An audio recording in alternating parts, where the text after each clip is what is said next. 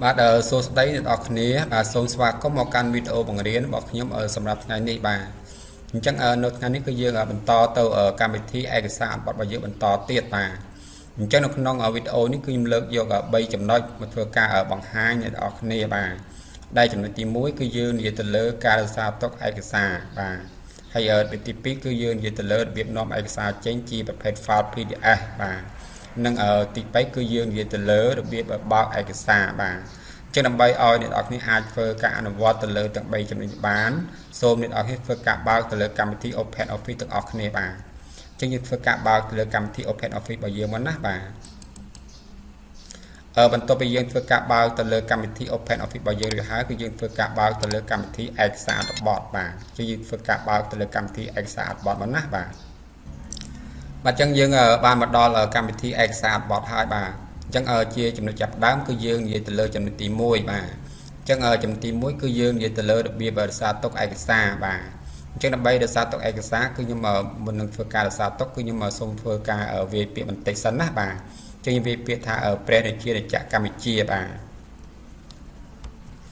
ព្រះរាជាបាទអញ្ចឹងយើងសរសេរមកពាក្យយើងប្រើ space មួយណាបាទspace ហ្នឹងគឺនៅក្នុងកម្មវិធីឯកសារអត្ថបទគឺមានឈ្មោះថាចន្លោះមិនឃើញបាទដើម្បីកុំឲ្យមានចេញពណ៌ក្រហមពីក្រោមអក្សររបស់យើងបាទអញ្ចឹងយើងសេព្រះហើយយើងចុច space មួយមកបាទបន្តមកទៀតយើងវាពាក្យថារាជាបាទរាជាណាបាទរាជាហើយយើងចុច space មួយមកបាទណាចក្របាទណាចក្របាទណាចក្របាទកម្ពុជាបាទចេញពណ៌ក្រហមឃើញទេអញ្ចឹងណាហ្នឹងគឺយើងចុច space មួយដែរបាទចាក់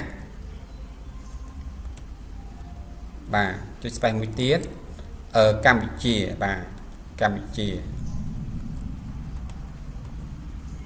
បាទកម្ពុជាណាអញ្ចឹងវាអត់ចេញពណ៌ក្រហមមកយើងទេសូមបញ្ជាក់ណាអញ្ចឹងរាល់ការសរសេរក្នុងមួយពាក្យយើងត្រូវចុចទៅលើ space មួយដើម្បីធ្វើការកំណត់កុំឲ្យចេញពណ៌ក្រហមណាបាទspace គឺនៅក្នុងកម្មវិធីឯកសារបទគឺមានឈ្មោះថាចន្លោះមិនឃើញបាទ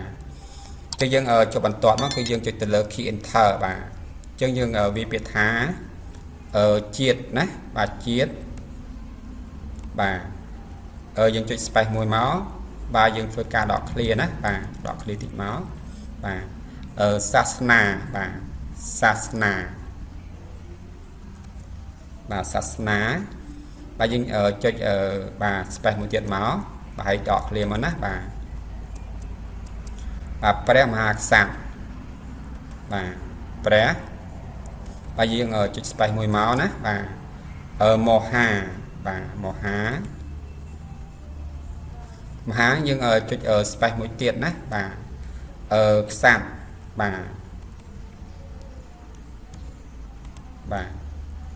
បាទសំទោសណាបាទចឹងរបាទអញ្ចឹងបន្ទាប់ពីយើងធ្វើការសរសេរអត្ថបទរួចហើយគឺយើងត្រូវការធ្វើការរក្សាទុកឯកសាររបស់យើងបាទហើយអ្នកនរគ្នាកុំភ័យបារម្ភតាក់ទងទៅនឹងសញ្ញាដែលឃើញនៅក្នុងអត្ថបទរបស់យើងណាបាទសញ្ញាហ្នឹងតែប៉ុន្តែបើយើង print ទៅវាអត់ឃើញទេបាទឥឡូវយើងចុចទៅលើឯកសារដើម្បីយើងបញ្ជាក់បាទចុចលើឯកសារមកបន្ទាប់មកទៀតគឺយើងយកបាទ function មួយដែលមានឈ្មោះថាមើលទំព័រទុកជាមុនបាទយើងចុចលើវាមកណាបាទជាយើងឃើញថាការសរសេររបស់យើងគឺអត់មានឃើញបាទស្នាមដូចយើងសរសេរទេគឺវាអត់បង្ហាញណាបាទព្រោះអីអាស្នាមហ្នឹងគឺយើងហៅថាចន្លោះមិនឃើញទេបាទសូមបញ្ជាក់ណាបាទអញ្ចឹងយើងធ្វើការបិទបាទផ្ទះនឹងវិញមកណាបាទយើងធ្វើការបិទទៅលើការមើលទុកជាមុនមកបាទអញ្ចឹងនៅពេលយើងធ្វើការវាអត្ថបទរួចហើយគឺយើងទៅធ្វើការរក្សាទុកឯកសាររបស់យើងបាទអញ្ចឹងយើងចុចទៅលើ menu ឯកសារបាទចុចលើ menu ឯកសារមកណាបាទហើយយើងមាន function ចំនួន2បាទfunction ទី1គឺមានឈ្មោះថារក្សាទុកបាទបើយើងប្រើតាមរយៈ shortcut key គឺយើងប្រើ control បូកជាមួយនឹងអក្សរ S បាទហើយ function ទី2គឺ function រក្សាទុកជាបាទបើយើងប្រើតាម shortcut key យើងប្រើ control បូកជាមួយ shift បូកជាមួយនឹងអក្សរ S បាទអញ្ចឹងតាក់ទងទៅនឹង function រក្សាទុកនេះគឺជា function មួយសម្រាប់ធ្វើការរក្សាទុកឯកសារចាស់ ឬក៏ឯកសារដែលមានឈ្មោះរួចដងមកហើយណាបាទហើយចំពោះfunction រក្សាទុកជានេះគឺជា function មួយសម្រាប់ធ្វើការរក្សាទុកឯកសារដែលមិនទាន់មានឈ្មោះឬក៏ឯកសារថ្មីបាទចឹងរក្សាឯកសាររបស់ខ្ញុំគឺជាឯកសារថ្មីគឺខ្ញុំយកបាទ function រក្សាទុកជាតែម្ដងបាទចឹងយើងចុចទៅលើវាមកណាបាទអញ្ចឹងនៅពេលយើងធ្វើការចុចទៅលើបាទ function បាទរក្សាទុកជាគឺវាបង្ហាញផ្ទាំងមួយដែលមានឈ្មោះថាផ្ទាំង cs បាទអញ្ចឹងសូមអ្នកនរគ្នាធ្វើការជ្រើសរើសបាទទីតាំងដើម្បីរក្សាទុកឯកសាររបស់យើងបាទអញ្ចឹងទីអត់ថាខ្ញុំធ្វើការជ្រើសរើសបាទទីតាំងរក្សាទុកឯកសាររបស់ខ្ញុំគឺក្នុង drive D បាទអញ្ចឹងចុចទៅលើ drive D របស់ខ្ញុំមកណាហើយ drive D របស់ខ្ញុំគឺមានឈ្មោះថា data D បាទហើយនៅត្រង់ file name គឺខ្ញុំដាក់ឈ្មោះឲ្យឯកសាររបស់ខ្ញុំបាទ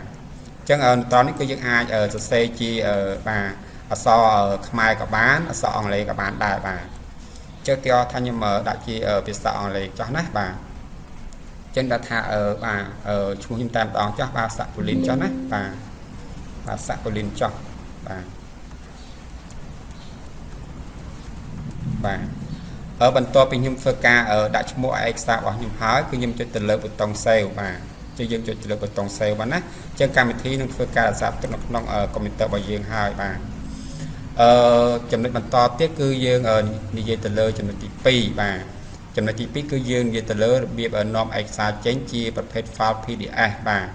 ចុះហេតុអ្វីបានយើងចាំបាច់ធ្វើការនាំឯកសារចេញជាប្រភេទ file PDF បាទចឹងខ្ញុំសូមបញ្ជាក់ថានៅពេលយើងយកឯកសាររបស់យើងបាទទៅបោះពុម្ពណារោងពុម្ពចឹងបើសិនជារោងពុម្ពមានកម្មវិធី Open Office មិនមែនជាបញ្ហាទេប៉ុន្តែបើសិនជានៅក្នុងរោងពុម្ពគេអត់មានកម្មវិធីទេគឺយើងមិនអាចធ្វើការបោះពុម្ពបានទេបាទអញ្ចឹងដើម្បីយើងអាចធ្វើការបោះពុម្ពបានយើងត្រូវធ្វើការនាំឯកសាររបស់យើងគឺជាប្រភេទ file PDF សិនទើបយើងអាចធ្វើការបោះពុម្ពបានជាដើម្បីធ្វើការរក្សាទុក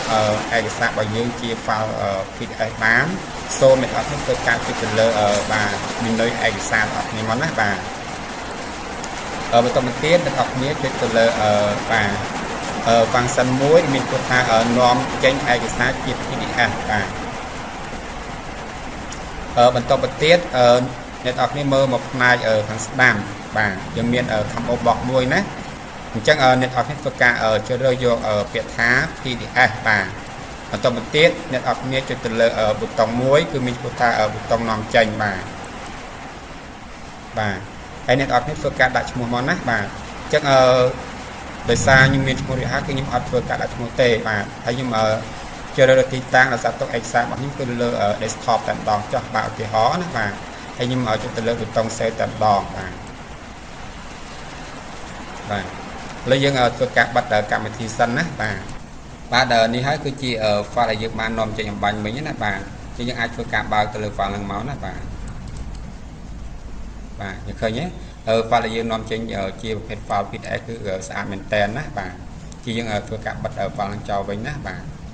អញ្ចឹងយើងបន្តទៅចំណុចទី3បាទអញ្ចឹងចំណុចទី3គឺយើងនិយាយទៅលើរបៀបបើកឯកសារបាទជាដើម្បីយើងអាចធ្វើការបើកឯកសារបានគឺយើងធ្វើការចុចបើកកម្មវិធី Open Office ទាំងអស់គ្នាមកណាបាទអញ្ចឹងនៅក្នុងការបើកឯកសារគឺយើងមានច្រើនរបៀបបាទគឺយើងអាចធ្វើការធ្វើការបើកកម្មវិធីឯកសារអត្ថបទរបស់យើងក៏បានឬក៏យើងធ្វើការចុចទៅលើរូប icon បើកនេះក៏បានដែរហើយមួយទៀតគឺយើងអាចធ្វើការចូលទៅ folder ដែលយើងបានរក្សាទុកឯកសាររបស់យើងហើយយើងធ្វើការបើកក៏បានដែរបាទអញ្ចឹងយើងមានរបៀបបើកជាច្រើនណាអញ្ចឹងអ្នកនរគ្នាចេះមួយណាធ្វើមួយនឹងមកបាទ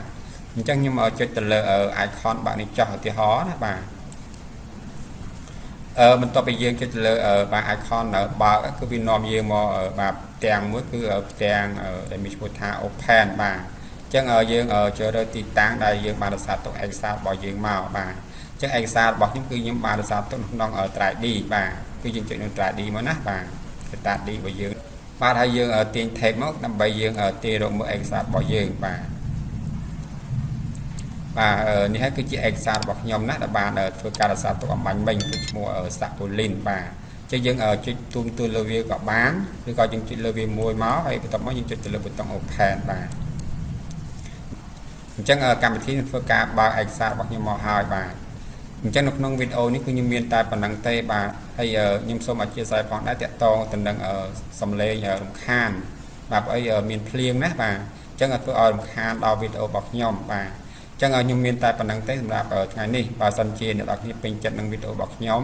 អញ្ចឹងសូមអ្នកនរគ្នាជួយចុច Subscribe បាននៅ Channel YouTube របស់ខ្ញុំម្នាក់មួយមកដើម្បីផ្ដល់ជាកម្លាំងចិត្តក្នុងការធ្វើវីដេអូបន្តទៀតណាបាទអញ្ចឹងសូមអរគុណបាទ